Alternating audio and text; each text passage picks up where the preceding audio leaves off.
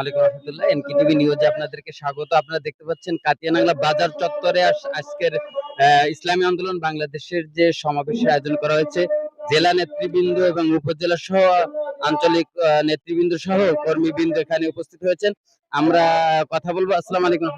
ছিলাম যে আপনারা সমমনা যে ইসলামিক দলগুলো একত্রিত হয়ে কাজ করছেন, তো এর ফলে কি এই ঐক্যের ফলে কি মনে হয় যে সাধারণ জনগণ আপনাদের দিকে ঝুঁকবে এবং পার্লামেন্টে কোরআন যাওয়ার সম্ভাবনা আছে?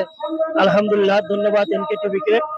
আমরা আন্দোলনরত ৮ দল একটা সমঝোতার মাধ্যমে ইনশাল্লাহ ইসলামের পক্ষে একটা ভোট বাক্স আমরা ইনশাল্লাহ আগামীতে আসবে। এখনো সেন্টার হিসেবে, এখনো আসন হিসেবে আসন ভাগ হয়নি এবং এদেশের মানুষের জনতার দাবি ছিল যে যদি ইসলামের পক্ষে মানুষ, ইসলামের ভোট পক্ষে যদি একটা ভোট বাক্স আসে, আমরা দেশে ইসলামকে ক্ষমতায় নেওয়ার জন্য সবাই আমরা ইসলামের পক্ষে যে আসে তাকে ভোট দিব।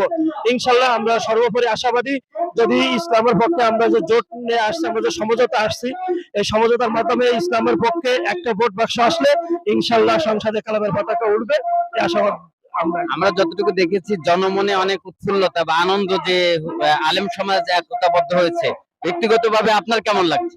আলহামদুলিল্লাহ, অবশ্যই ভালো। আমরা চাই যে এদেশের সমগ্র জাতি, ধর্ম, বর্ণ নির্বিশেষে আলেম সমাজ সহ এক কাতারে এসে দাঁড়াক, এদেশের আপমার জনতা এক কাতারে এসে দাঁড়াক। মানুষের দুর্ভোগটা আমরা বিগত দিনে লক্ষ্য করেছি, এটা দুর্বৃত হোক এবং ইসলাম অনুযায়ী, ইসলামের নিয়ম অনুযায়ী কোরআন সুন্নাহর ভিত্তিতে এদেশ পরিচালিত হোক। আপনাকে অসংখ্য ধন্যবাদ। আপনারা দেখছিলেন এনকেটিভি নিউজ।